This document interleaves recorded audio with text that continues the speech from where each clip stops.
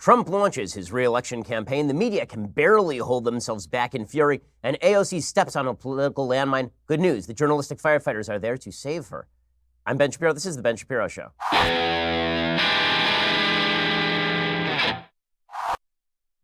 I'll admit it to you, I'm already tired from this news cycle. I mean, it's a Wednesday, and it feels like it should be a Friday. Maybe that's because yesterday I discovered that my 3-year-old son knows the word damn it. That happened happened during a swim lesson. He just looked up at his teacher and said, damn it. And I looked down and I said, damn it.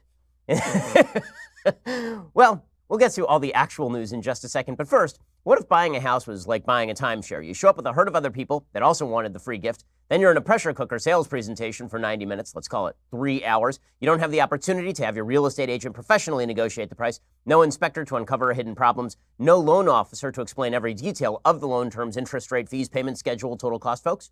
You wouldn't buy a home this way, but that's exactly how the majority of timeshares are sold. I know because I've been in a timeshare presentation. They're really good at what they do, but this is really not a great way to buy anything remotely resembling a timeshare. It's pretty ridiculous. And if you're stuck in a timeshare, if you called the resort and they won't let you out, if you've tried selling it and you can't, call Timeshare Exit Team right now. They will fight for you. I trust them, and you can trust them as well. I've known them ever since I was doing a radio show in Seattle. I've seen them grow from a very small business into a fairly large business. Text Ben to 797979 for a free consultation. That is my name, Ben, B-E-N, and to 797979. Message and data rates may apply. You can trust the folks at Timeshare Exit Team to fight for you when it comes to getting out of your timeshare. That's text Ben to 797979 for that free consultation with Timeshare Exit Team. Okay, so the big news yesterday was that the President of the United States announced his re-election campaign. Now, it was a foregone conclusion. He was going to run for re-election, of course. We've had very few presidents who have decided not to run for re-election in the history of the United States. Obviously, LBJ in 1968 decided he wasn't going to run for re-election. He'd already been serving for 5 years by that point. And we've also seen folks like James Polk not run for re-election, Calvin Coolidge. But it's very rare for a sitting president to decide not to run for re-election. Trump obviously was never going to do that. The man is a fighter by nature. And so yesterday, he finally made the announcement. He brought out all of the Republican luminaries down to Orlando, Florida. Now, as I mentioned yesterday on my radio show, doing the rally in Orlando is a sign that Trump may think that Florida is in play, which makes sense. Florida is extraordinarily closely divided. If Trump loses Florida, he loses the election. There's been a lot of talk about Michigan and Wisconsin and Pennsylvania, but first things first, Trump does have to shore up Florida. In the polling, he is running about even with Joe Biden right now. There's not a grave indicator for Trump that Florida is lost to him at this point. If it were, the election, as I say, would basically be over. He drew 20,000 people last night. 20,000 people, a stadium full of people. And the crowd was raucous. They were up. I mean, people were into it. President Trump still has it. I mean, he has that star power. There is just no question. And then he brought forth his conquered adversaries, like the Romans bringing back their enemies in chains. One of the funny things about this rally was Trump bringing forth all of the senators who had previously said that they would never vote for him and that he was really terrible to pay homage to him. Everybody from Senator Lindsey Graham to Marco Rubio being trotted out to endorse the president for re-election because obviously he's the president of the United States. The rally got kicked off not with Trump, but with his vice president, Mike Pence, who will be running with him. All the speculation about Pence being dumped from the ticket in favor of somebody with a little bit more star power, that was never real. He was speaking at the Amway Center. Here was Mike Pence talking about illegal immigration and the fact that the Democrats are stumping against illegal immigration. This is going to continue to be a hot-button issue for a huge number of Americans, particularly because Democrats are incredibly radical. And as we will see, their radical tendencies are leading them into a real cavern here. I mean, it's not going to go well for them on immigration so long as they are led by the radicals in their party like Alexandria Ocasio-Cortez. We'll get to that in just a little bit. But here's Mike Pence making the strong case in favor of a secure border. We've supported Customs and Border Protection. We've stood by the courageous men and women of ICE, and thanks to the President's stand, Mexico has done more to secure our border in the last 10 days than the Democrats in Congress have done in the last 10 years. And obviously that is true. I mean, the fact is that even as Democrats complain about the conditions on the border, they have refused funding for ICE, for Border Patrol. They've refused funding for the Department of Homeland Security sufficient to allow people to be kept on the border. Okay, so Pence leads this thing off. The crowd, as I say, is really raucous. They are really up. Now, Trump's speech was effectively the same as every rally that he's done for the last several years. We now live in an era of consistent campaigning. There is no point at which the president is not campaigning for re-election, just as there is no point in a 24/7 news cycle at which a congressperson is not campaigning for re-election. This was true of Barack Obama, who never actually disbanded his 2008 campaign. He just sort of morphed it, and then he morphed it back into a campaign around 2012. And then that campaign was effectively handed over, at least in large part, to Hillary Clinton in 2016. The era of the consistent campaign, thanks to media coverage, is now. And so Donald Trump never stopped running, but he made his announcement official last night. He said he was officially running, and of course, the crowd goes wild. We're going to keep on fighting for every man and woman and child all across this land.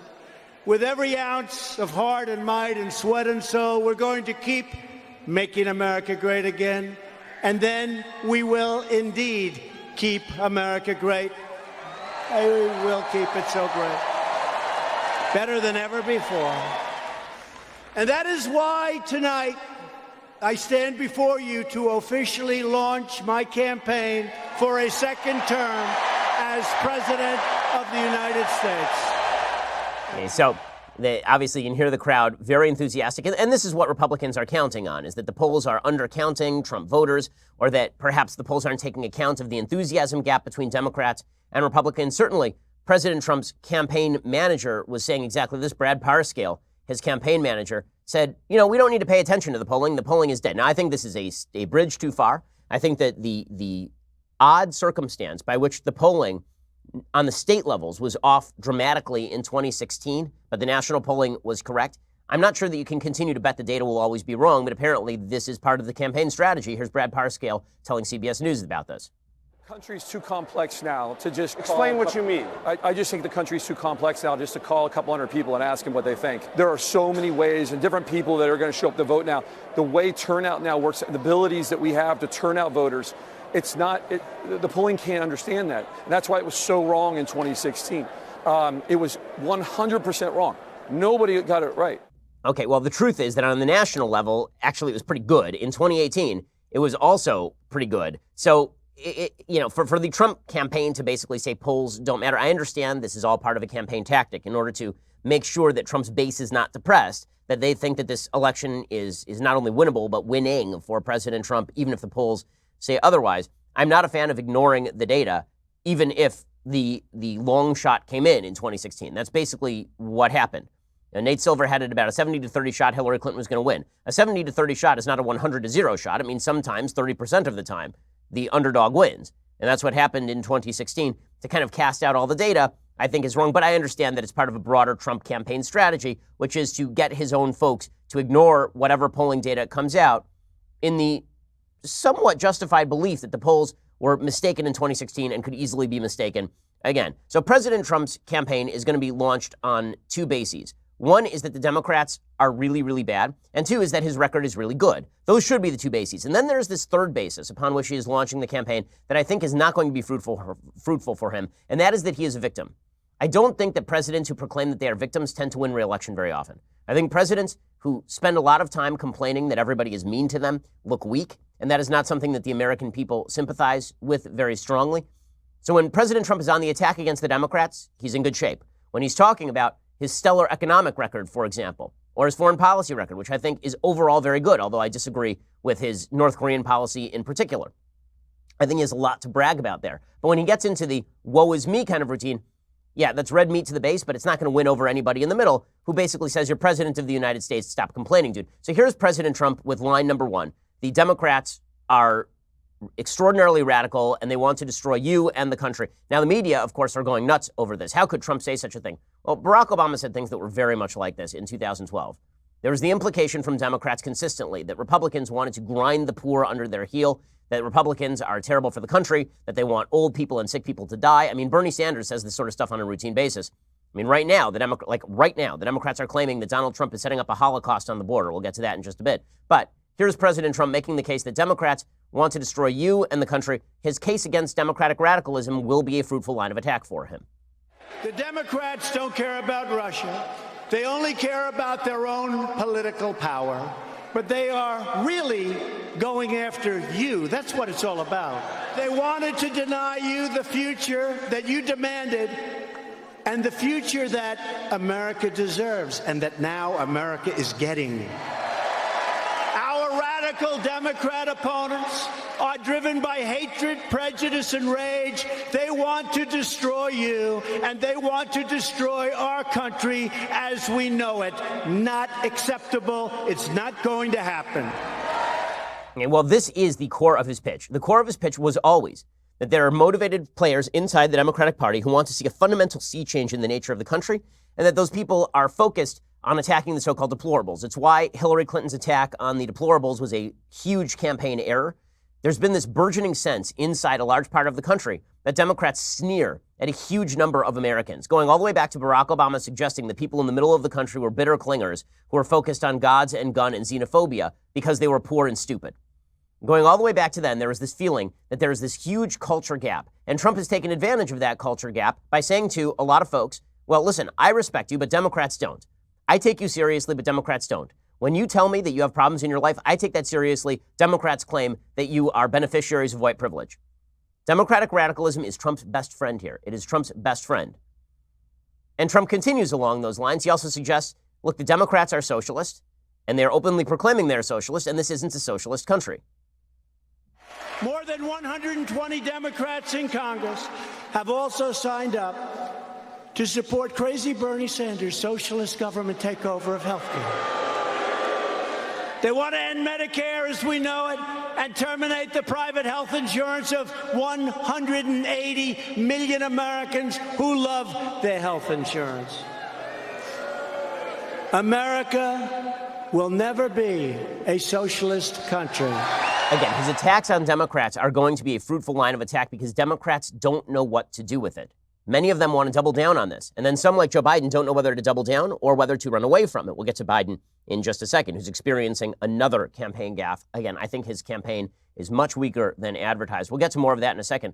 First, I know a lot of folks, people of my generation, who have an enormous amount of student debt. That is not uncommon at all. And it can saddle you. It can really make your life miserable. Millennials have 3 times as much student debt as their parents, which is a problem. But you can get your student loans right by refinancing those loans with SoFi. SoFi is the leading student loan refinancer in the United States. They've refinanced hundreds of thousands of student loans. It's fast, it's easy, it's all online. You can check your rate in 2 minutes and lock in a fixed low rate. This matters because you may be 10 years out of school and still have $500,000 in debt. Now you can't buy a house. You may need to refinance that debt. Refinance with SoFi because it could save you money. By lowering your interest rate or choosing one of SoFi's flexible terms, you could end up saving thousands of dollars. When you refinance your student loans with SoFi, you also get access to SoFi membership, giving you access to exclusive benefits to help you get ahead with your money, life, and career. Lock in that fixed low rate today at SoFi.com/Ben. That's SoFi.com/Ben. SoFi Lending Corp. CFL number 6054612. Go check them out right now at SoFi.com/Ben. And go check out what kind of low rates you can get on refinancing that student loan. That's SoFi.com/Ben. Okay, so President Trump launched his first line of attack. Democrats are going to be terrible for the country, and they have a different vision. Fruitful line of attack. His second line of attack is, I've accomplished a lot of things. And he talked about the economy a little. He talked about that, but that's not really where Trump's heart lies. He's not talking about all of his accomplishments. His heart still lies in the applause lines. One of the problems for President Trump as a campaigner is that President Trump really enjoys being in front of crowds. That is great as a performer. And basically that's what Trump is, right? Trump is a performer. If you've ever been to one of his rallies or seen one of his events, he's a stand-up comedian.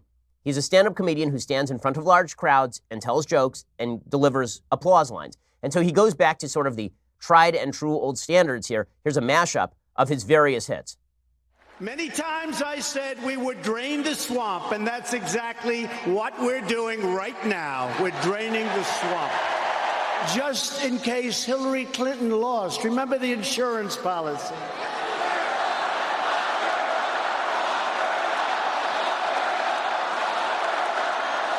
And we are building the wall. We're going to have over 400 miles of wall built by the end of next year. It's moving rapidly.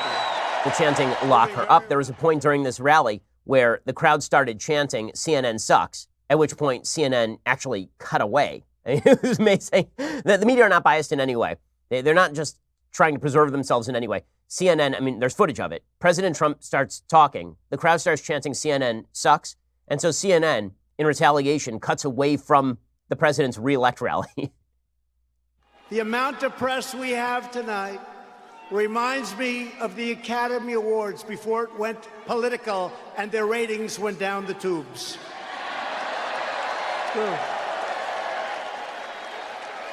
This was our chance to reclaim our government. All right, we've been watching the president kick off his re-election bid. He's been on stage for about 6 minutes. Within 2 minutes, he did talk about the economy, but within 4 minutes, it was attacks on the media. And that's unacceptable, according to CNN. We'll get to the media in just 1 second, their reaction to all of this. Now, as I say, Trump's third line of attack, so it's accomplishments, Democrats suck, and his third line of attack, which is, I'm a victim. And this is the one I don't think is going to be particularly fruitful for him. Republicans who claim that they are the victims generally don't do well, and it makes you unpopular. Hillary Clinton made herself deeply unpopular by suggesting that she was a target of a vast right-wing conspiracy. People who tend to claim victimhood at the highest level of politics, they don't tend to do great. Here was President Trump yesterday suggesting that while Hillary Clinton's deleted emails were not a big deal, if he deleted a love note to Melania Trump, he would be fair game. Can you imagine if I got a subpoena? Think of this. If I got a subpoena for emails, if I deleted one email like a love note to Melania, it's the electric chair for Trump. Okay, it's funny. It's also not going to be particularly fruitful. So the president needs to stick to the first two messages if he hopes to win re-election. Message number one, Democrats are going to take us in the wrong direction. Number two, you may not like me personally, but I've taken you in the right direction. Your pocketbook looks good. We look better on foreign policy. Right, that is going to be his re-elect pitch. Okay, so the media reacts to all of this with astonishment. So Trump actually raised, in the first day of his re-election, according to the RNC, he raked in nearly $25 million in campaign contributions, according to the chairwoman of the RNC. Ronna McDaniel wrote on Twitter that he had raised $24.8 million in less than 24 hours. By contrast, Joe Biden, since the launch of his campaign, has raised a total of $19.8 million. So Trump raised more in one day than Biden has in the course of his campaign. Now, obviously, that is not a complete apples-to-apples comparison. The fact is that Trump is the nominee on the Republican side, or will be the nominee on the Republican side, whereas there's a lot of Democratic money that is split among various contenders. Probably there's been some $50 to $60 million already split amongst the various Democratic contenders at this point. Still, that is a massive showing in the first day. According to Politico, if it represents a first-day fundraising total for the campaign, that would nearly quadruple the $6.3 million that former VP Joe Biden raked in within his initial 24 hours as an announced 2020 White House contender. Chris Cuomo was astonished by the size of the crowd at Trump's rally, 20,000 people showing up. The media still don't understand that there are a lot of people who kind of like President Trump, that he, in fact, did win 63 million votes in the last election cycle, and that he is very popular with the base. He has 90% approval rating among the base. Here's Chris Cuomo. Can't believe it.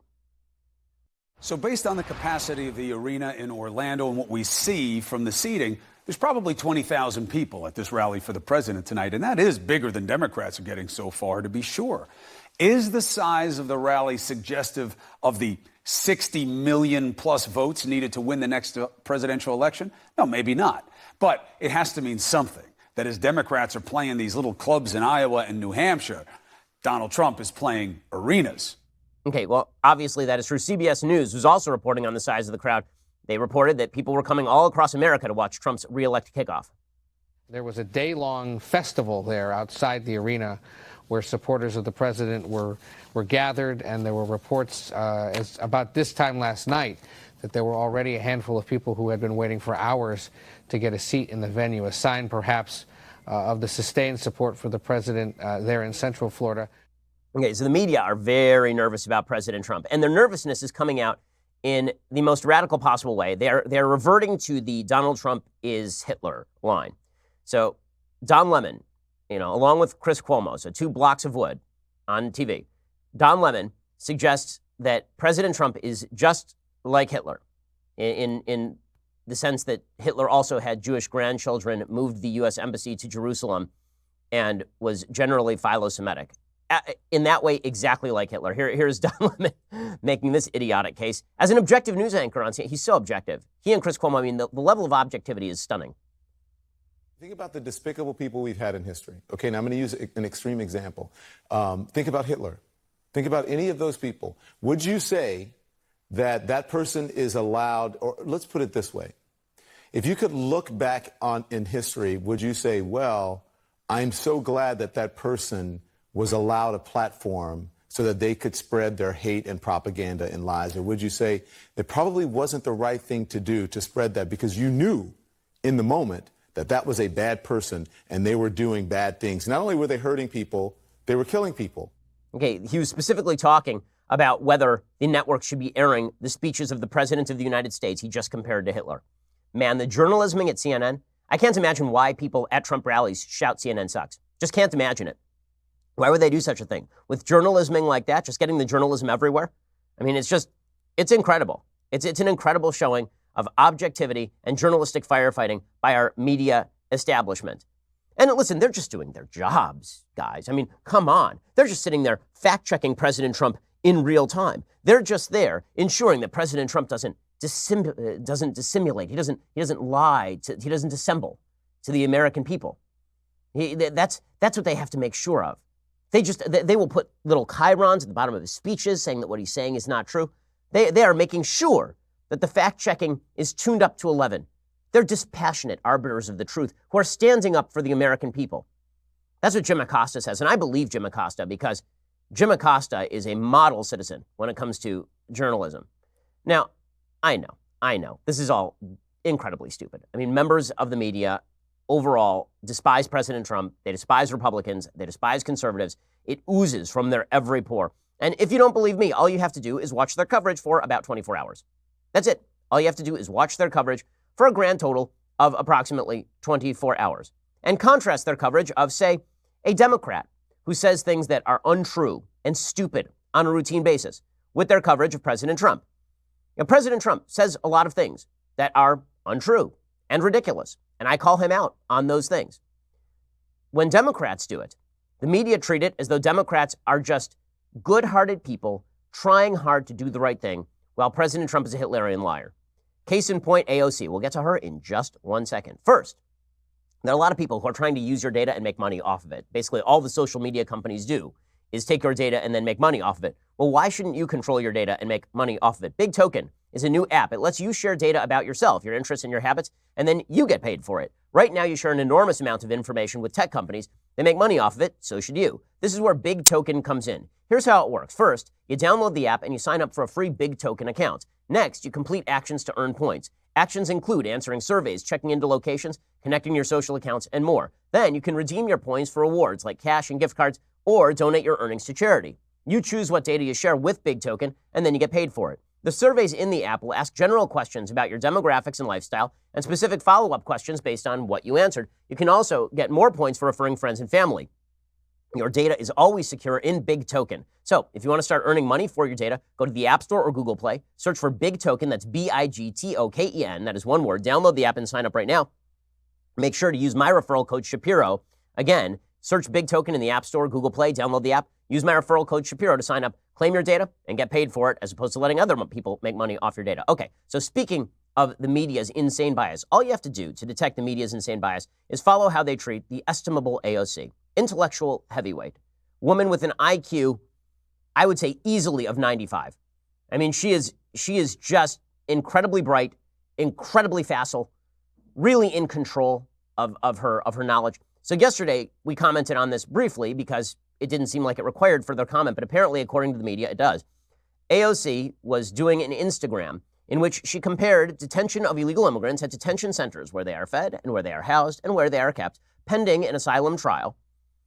She compared that to concentration camps. And specifically, she compared it to Nazi concentration camps. Now, I know everybody's ignoring the actual text of what she said. Everybody's ignoring what she said. She drops the reference never again at the end of this clip.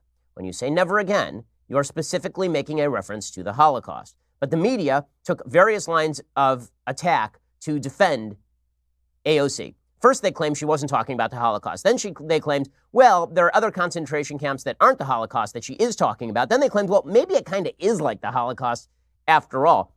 They're basically trying everything they could do to spin AOC out of her own stupidity. I'm very much looking forward to seeing how far AOC can push this. Honestly, I really would love to see AOC come out tomorrow and suggest that the earth is flat and watch as the media explain that not only is she correct, that it's Donald Trump's fault. That's where we are going here. So here's AOC's original comment.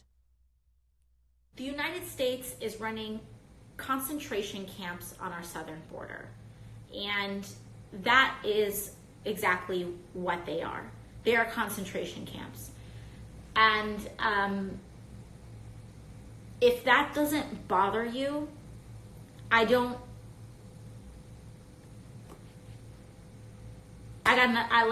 we can have, okay, whatever. I want to talk to the people that are concerned enough with humanity to say that we should not, that never again means something. Okay, she drops in never again reference because she's obviously talking about the Holocaust. Like, whatever. Yeah, like what? I'm so historically knowledgeable. Like, but yeah, sure.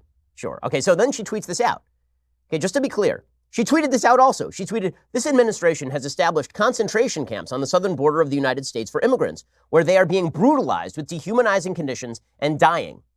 Okay, number one, the deaths that are happening at the border are not due to Border Patrol. Border Patrol is being delivered people who are very often in seriously sick conditions, and then they are doing their best to care for those people despite underfunding caused by Democrats who will not sign a check for additional beds and better conditions, because what Democrats want to do is force bad headlines so that Republicans and law enforcement will release people into the interior of the United States where they disappear and don't show up again. That is the goal.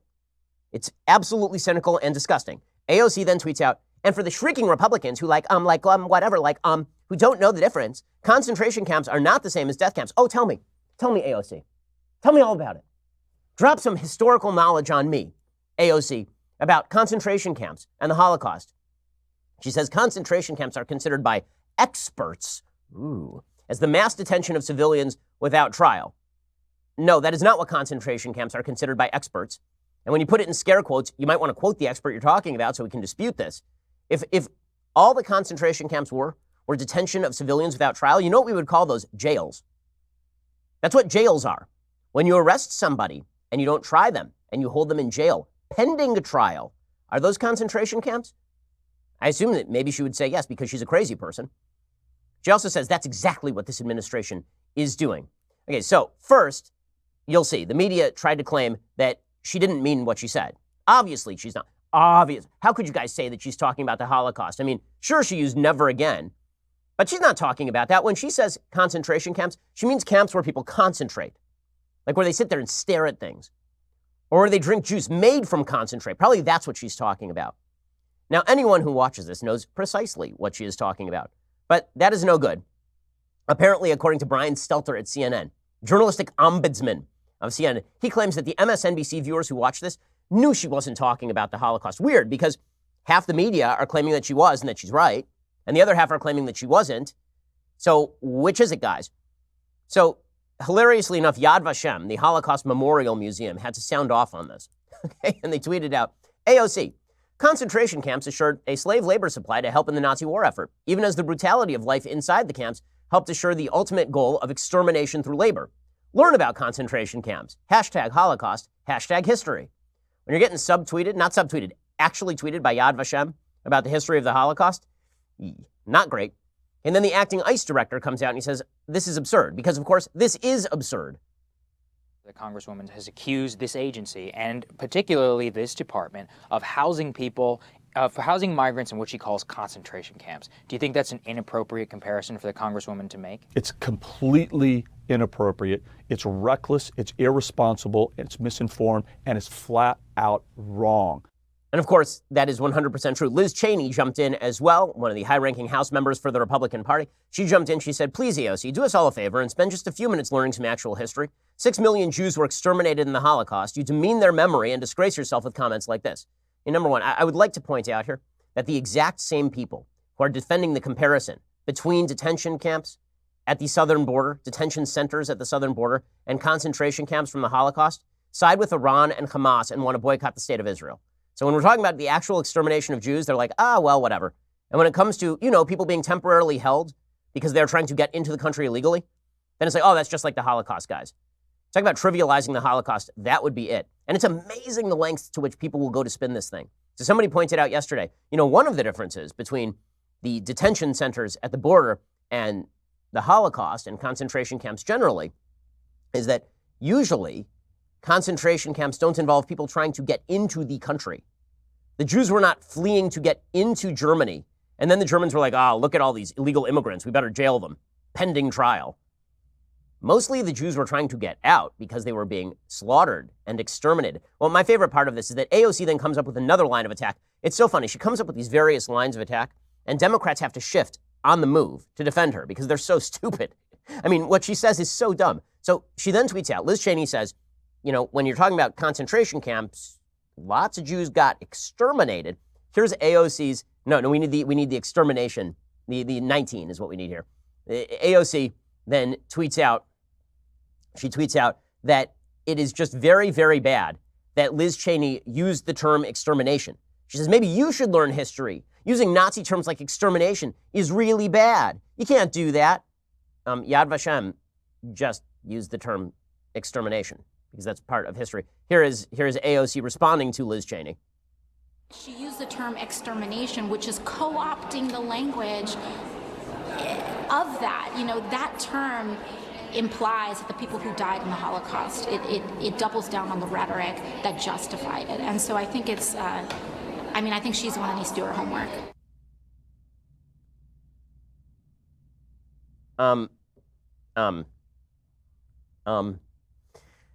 Well, that's a thing a human being said. It is, I will say, she can perform incredible feats, AOC. Like, it is incredible to me that a human being can shove her head so far up her ass that it comes out her head again. And yet she apparently does it every day, and then the media cheer her on like seals. It's amazing. It's amazing stuff. Get to more of this in just 1 second. You wonder why folks don't trust the media? Maybe it's because they are fact-checking Hitler Trump in real time, but AOC is the beloved of the media. As you will see, CNN, which declared Trump Hitler, also says that AOC, who is trivializing the Holocaust, which is what she is doing here because she's an ignorant moron, that is actually not trivializing. She's a hero. We'll get to that in just a second. First, we're never going to agree on everything, but we can all agree that we could use more sleep. Getting a great night's sleep, it's easier and more affordable than you think. Now, you may think that you need a new mattress or sleeping pills or some other fancy schmancy thing. Instead, what you really need is to change the sheets. That's why you should check out Boll and Branch. Everything Boll and Branch makes, from bedding to blankets, is made from pure 100% organic cotton. It means they start out super soft, and they get even softer over time. You buy directly from them, so you're essentially paying wholesale prices. Luxury sheets can cost up to $1,000 in the store. Boll and Branch sheets are only a couple of $100. Everyone who tries Boll and Branch sheets loves them. Shipping is free. You can try them for 30 nights. If you don't love them, send them back for a refund. But you're not going to want to send them back. There's no risk, no reason not to give them a try. My wife and I have Boll and Branch sheets. They are spectacular. They're so good, in fact, that I can't even sleep on anything that's not Boll and Branch at this point. They basically ruined other sheets for me. To get you started, right now my listeners get $50 off your first set of sheets at bollandbranch.com, promo code Ben. Go to bollandbranch.com today for $50 off your first set of sheets. That's BOLL and branch.com, promo code Ben, bollandbranch.com, promo code Ben. Okay, in just a second, we'll get to more on AOC and her absolute ignorance and the media's willing, eager defense of her. Okay, in the words of some famous Twitter people, guys, she's not going to date you.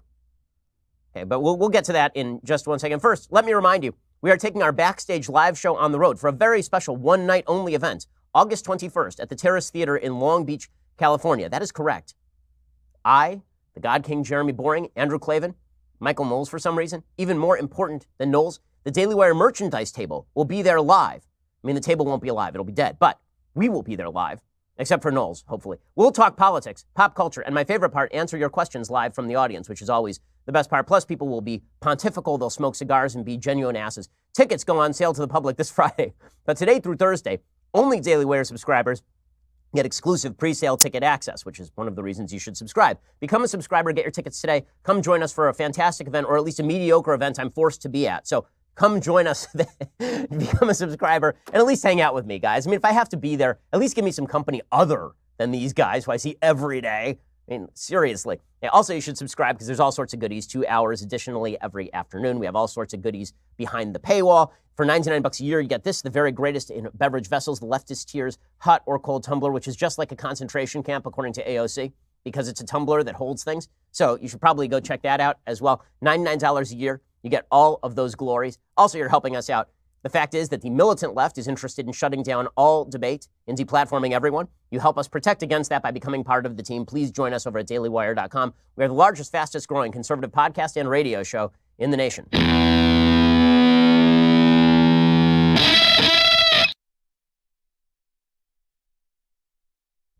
Alrighty, so it wasn't just Yad Vashem which sounded off and told AOC that she is wrong.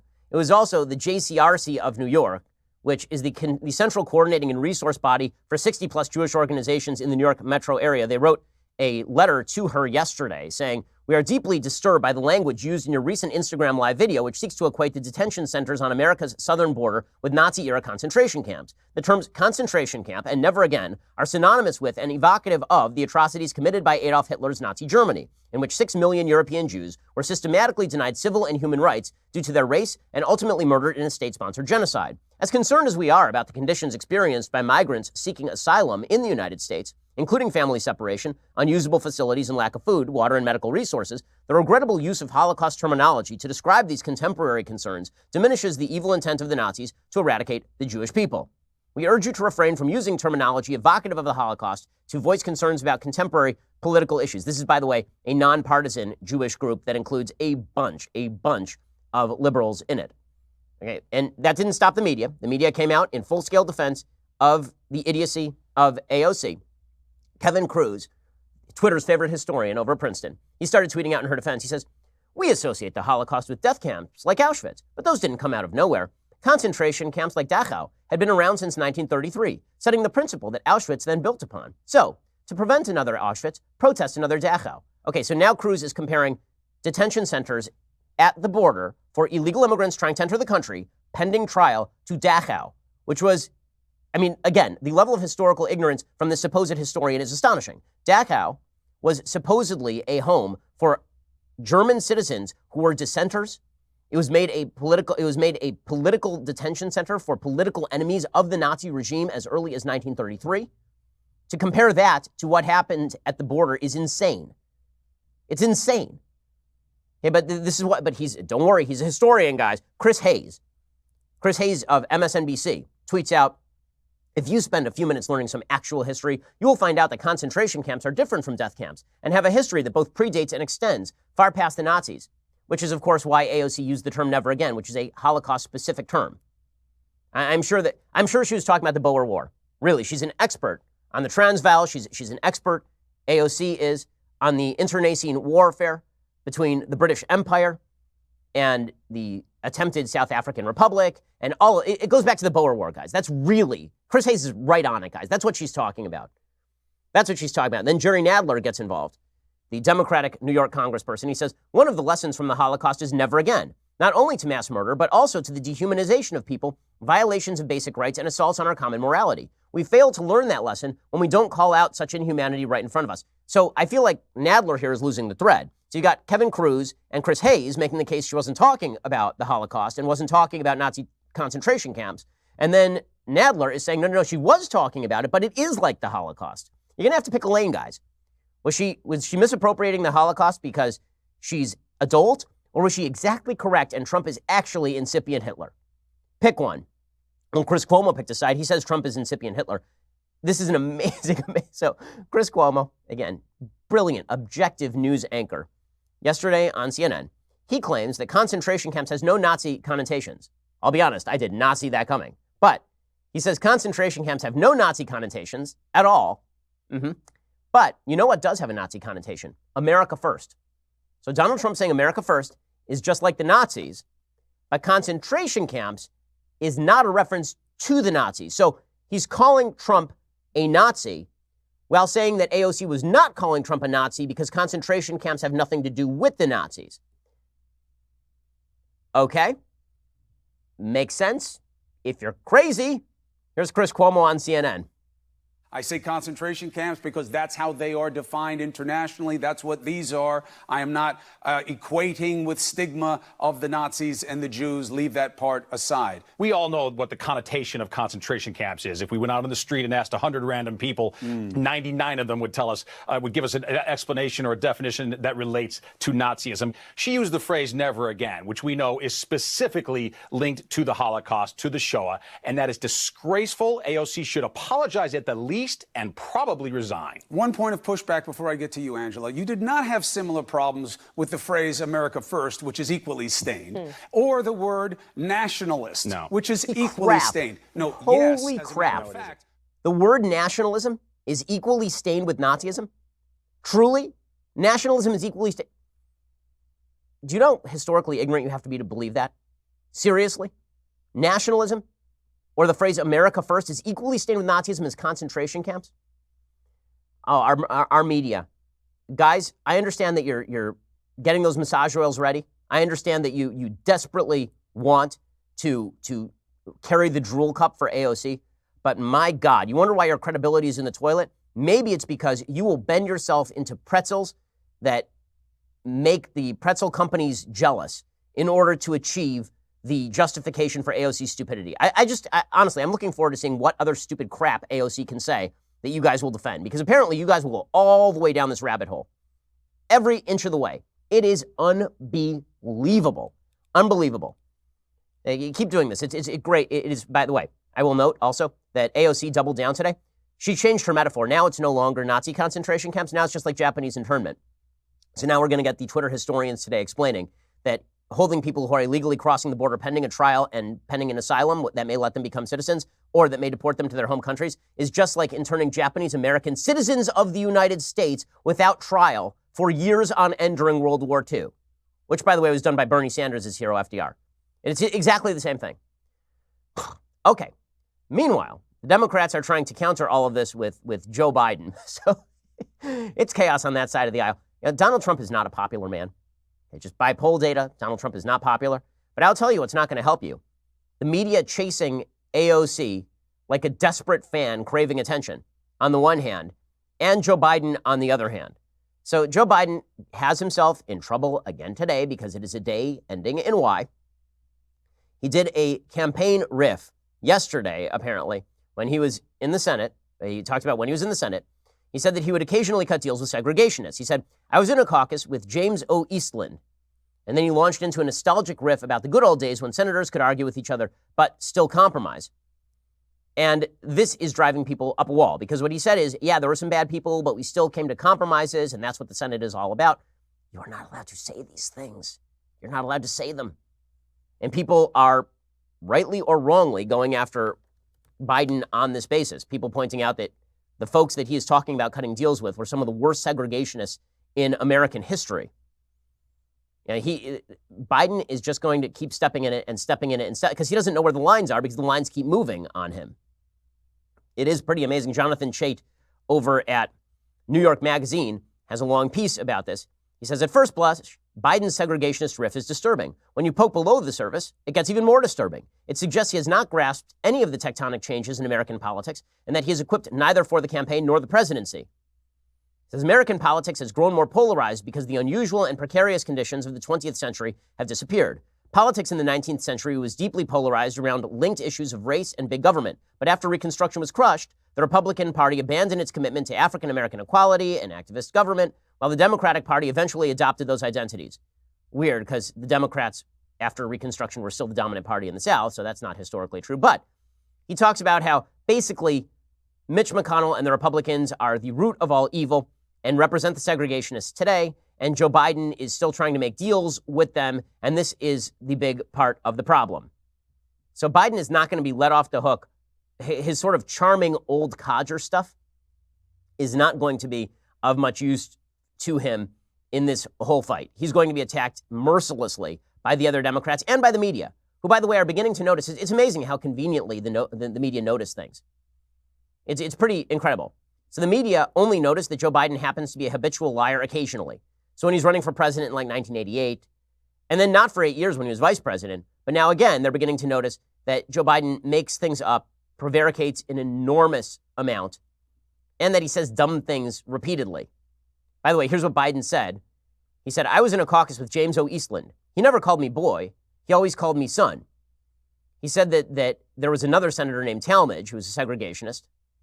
And that would be Herman Talmadge of Georgia. He said, Talmadge was one of the meanest guys I ever knew. You go down a list of all the guys. Well, guess what? At least there was some civility. We got things done. We didn't agree on much of anything. We got things done. We got it finished. But today you look at the other side and you're the enemy, not the opposition, the enemy. We don't talk to each other anymore. Okay, and this apparently is Joe Biden being too easy on segregationists, despite the fact that he said he didn't agree with the segregationists, but that in the Senate you make deals. This is not good for the Democratic Party. And the New York Times comes after him on that basis. We are also going to see the New York Times come after him on the basis of the fact that he tells stories that are not true. Joe Biden makes up fish stories routinely. It's pretty amazing, actually. Here is one of the fish stories that he just that he told in 1989, for example. Biden wrote about this in 1989. He says that he moved into the office of an old senator named Stennis, who was a segregationist. And here's Biden's story. He walked in, and Stennis said, "You see this table, Joe? This table was the flagship of the Confederacy from 1954 to 1968. We sat here, most of us from the Deep South, the old Confederacy, and we planned the demise of the Civil Rights Movement. And we lost. And, Joe, now it's time that this table go from the possession of a man who was against civil rights to a man who was for civil rights. The Civil Rights Movement did more to free the white men than the black men," Stennis said, according to Biden. He could see me looking at him confused, and he pounded on his chest and said, "It freed my soul." Does anyone actually believe that this happened? Okay, this never happened. And this is, he tells these kind of stories all the time, does Joe Biden. Here's another story that Joe Biden tells because he is a habitual liar. This is the funny thing. And people are like, "Oh, Joe Biden, that's an honest man." No, Joe Biden, in a debate, in an open debate for the vice presidency in 2012, suggested that NATO had kicked Hezbollah out of Lebanon. Hezbollah never left Lebanon. Paul Ryan didn't know enough to call him on it, but I remember sitting there watching the debate going, that's not even close to true. Here's my favorite Joe Biden story. This is brought to you, by the way, courtesy of Alex Griswold, who writes over at the Washington Examiner, I believe. And the Washington Free Beacon. Here is a story that Joe Biden told recently. He said, "My dad was on his way to a job in the morning. And this, if you know anything about my city of Wilmington, there's a place called Rodney Square. And the buildings surrounding Rodney Square were the DuPont Company, the Hercules Corporation, which was big then, the ICI Americas, and so there were a lot of plain gray suits. And an awful lot of, at 8 a.m. in the morning, an awful lot of men and women hustling off to work. And we were stopped at the light. 2 men on the right, very well-dressed men, obviously, business people, who working for either Hercules or DuPont turned and embraced one another and kissed each other. And they went their separate ways. I'll never forget. I turned and looked at my dad, just looked at him. And I'll never forget what he said. He said, 'Joey, they love each other. It's simple. They love each other. It's simple.' That's what this has been about all from the beginning."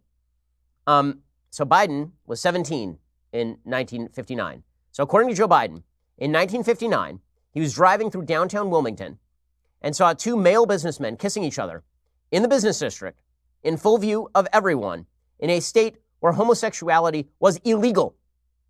And his Irish Catholic dad, media writes about this, who was born in 1917, saw the 2 men kissing and turned to his son and said, "Joey, they love each other." If you believe this story, this is because you are dumb.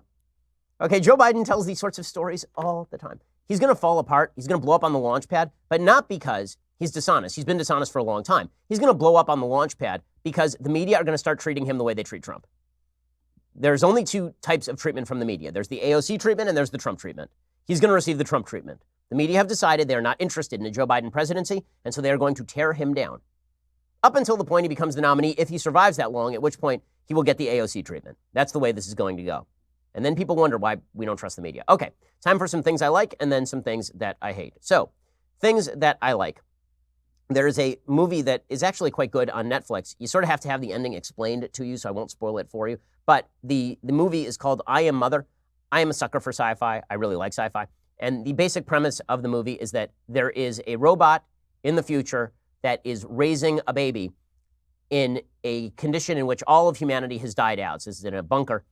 And then a human knocks on the door, basically, and what happens next. The whole thing is obviously supposed to be metaphorical, and the ending is not properly spelled out. You actually have to read about what the ending was about to get what the ending was, and then you're like, oh, that makes sense. But here's a little bit of the preview. It is well acted. It is Rose Byrne, who does the voice of the robot, is terrific. Here's a little bit of the preview. Why aren't there any more children, Mother? There used to be. Then why did you only make one? Mothers need time to learn. This facility was designed to give humanity a second chance. One that began with you. Daughter. The path will not be easy. The world outside is lifeless. But I made you into the woman that you are so that we could do this together. Okay, so unintentionally, this is one of the most pro-life movies ever. Unintentionally, like completely unintentionally. There are a bunch of fetuses and embryos that are in early stage development, and there is the opening sequence shows the robot taking an embryo and then putting it in an artificial womb and it growing. There's no way to look at that and not say that this is a human life. There's just no way to do that. They didn't mean to do this, I think, when they made the movie, because no one in Hollywood would ever mean to do this. But there's a whole debate over, I mean, the girl basically at one point turns to the other human and says, I need to go save my brothers and sisters. And they haven't been born yet. I mean, from the images, they're probably 10 weeks old, maybe 9 weeks old. Unintentionally, it's a supremely pro-life movie. If they found out about this, they'd probably pull the movie. It is that pro-life. But go check it out, I Am Mother, and then go read up on the ending, because the ending does make a lot of sense, but only when it's explained to you, which means they should have written it a little differently. You know, you shouldn't have to have endings explained to you. But in any case, go check it out. It's really good, and honestly, well done, Netflix. Okay, time for some things that I hate. So a couple of things that I hate today. So we begin with slavery reparations. So the House Democrats are going to hold another one of these showpiece routines where they bring in Ta-Nehisi Coates and Danny Glover to talk about slavery reparations. Now, Ta-Nehisi Coates has written this essay about slavery reparations. I've gone through it on the show before. It is wildly overpraised. Basically, it just talks about how much black people have suffered thanks to slavery. 100% true. All of that is true. Also, he's provided no workable framework for reparations. Who should receive? Who should give? What should the cutoff be? How exactly should all of this work? How much do people who are not involved in slavery owe people who are also not slaves and haven't had ancestors who were slaves for about 150 years? How does this work? House Democrats are going to hold a hearing on this, and it will basically be anybody who opposes slavery reparations is racist. How do we know this? Because Mitch McConnell was asked about reparations. Here's what the Senate Majority Leader had to say. Yeah, I don't think reparations for something that happened 150 years ago, for whom none of us currently living are responsible, is a good idea. We've, tried to deal with our original sin of slavery by fighting a civil war, by passing landmark civil rights legislation. We've elected an African-American president. First of all, it'd be pretty hard to figure out who to compensate. We've had waves of immigrants as well who've come to the country and experienced dramatic discrimination of one kind or another. So no, I don't think reparations are a good idea. Okay, so he says that. That's a reasonable point of view. That is a very reasonable point of view. Here's how Don Lemon characterizes it on CNN. Maybe you should give back some of your wealth. Maybe you should give back your grandfather's college degree. Maybe you should give back your great-great-grandfather's land that you were given, and, on and on and on. Yeah, people weren't there, but people reaped the benefits from it. And that is the whole point of the matter. And social programs are not reparations. He is conflating the two and, again, misleading the American people, as has so often been done, especially within the last couple of years. His argument is simple-minded. It's stupid. I would say it comes from a position of privilege and probably one of bigotry as well. Oh, so he's a racist. So if you say that slavery reparations is unworkable and that, an immigrant, like an Asian immigrant, shouldn't pay slavery reparations to perhaps Kamala Harris, who does not have ancestors who were slaves, that is apparently racist now. And Don Lemon definitely deserves reparations because Don Lemon makes, $3 million a year? Something like that. So clearly, the poor white guy in Appalachia should be paying reparations to Don Lemon for the fact that 150 years ago, Don Lemon's great-great-great-great-great-grandfather might have been enslaved by somebody who once knew the great-great-great-great-great-great-grand-uncle of the guy in Appalachia. I mean, reparations is unworkable. Everybody knows it, and everybody knows that this is a talking point that is specifically designed to generate controversy, not to help heal old wounds. Nobody has yet come up with a workable framework or an explanation of what this would look like, and asking those questions is now considered racist. Why? Because this is a narrative the media wishes to draw. Now, speaking of narratives that the media wishes to draw, it is amazing how these values are crammed down on the American citizenry. So there is a teacher who recently kicked a student out of class for insisting that there were only two genders. Really, this is a thing that happened.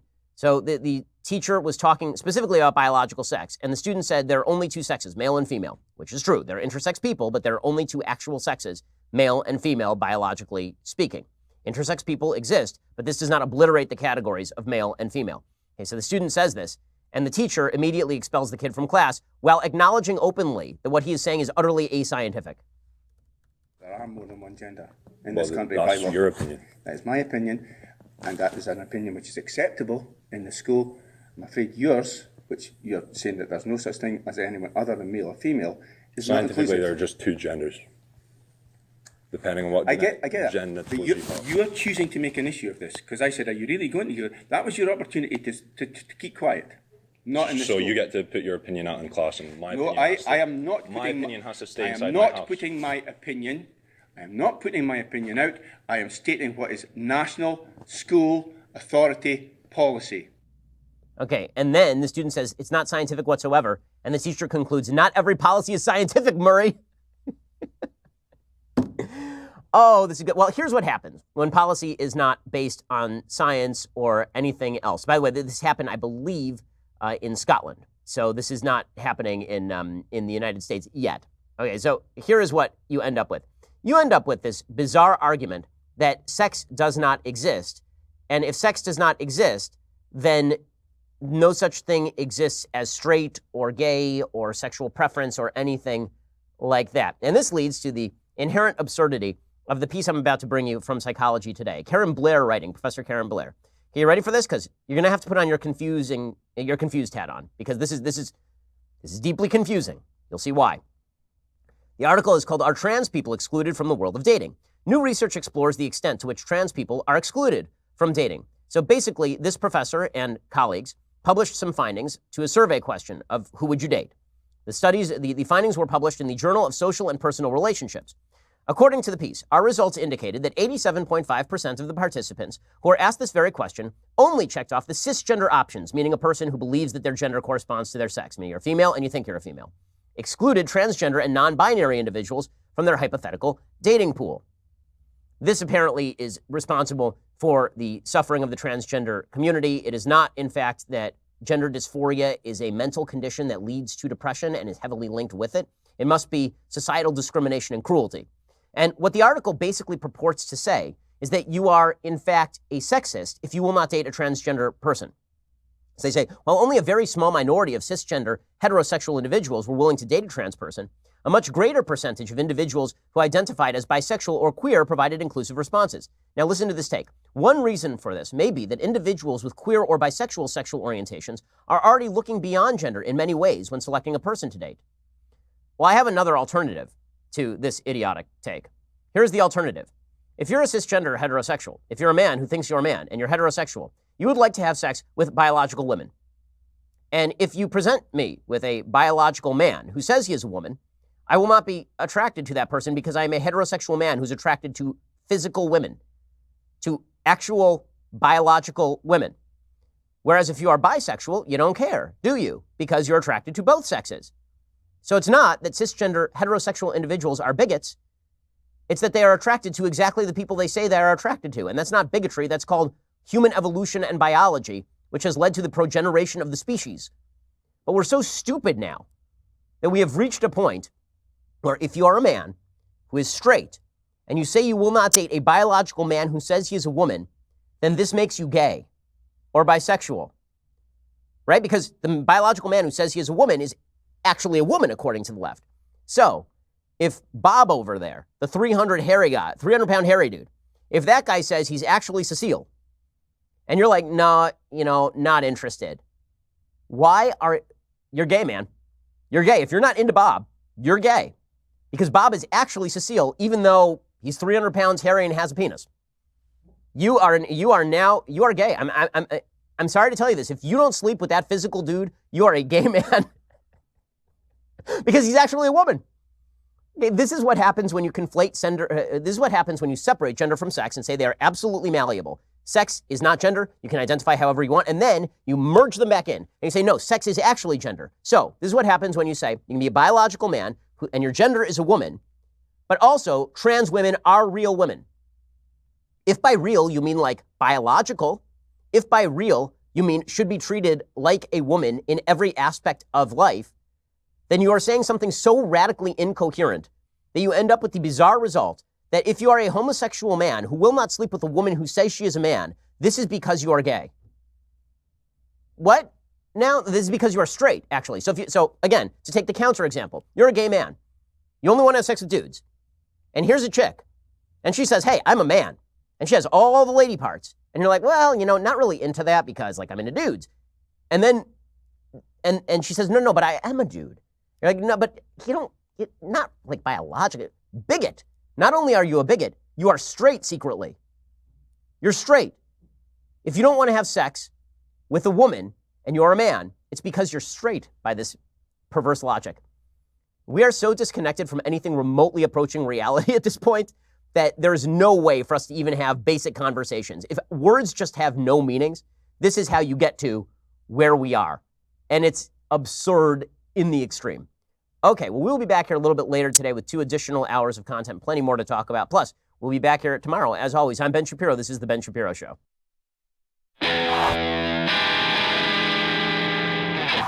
The Ben Shapiro Show is produced by Robert Sterling, directed by Mike Joyner, executive producer Jeremy Boring, senior producer Jonathan Hay. Our supervising producer is Mathis Glover, and our technical producer is Austin Stevens, edited by Adam Sayevitz. Audio is mixed by Mike Coromina. Hair and makeup is by Jesua Olvera. Production assistant Nick Sheehan. The Ben Shapiro Show is a Daily Wire production. Copyright Daily Wire 2019.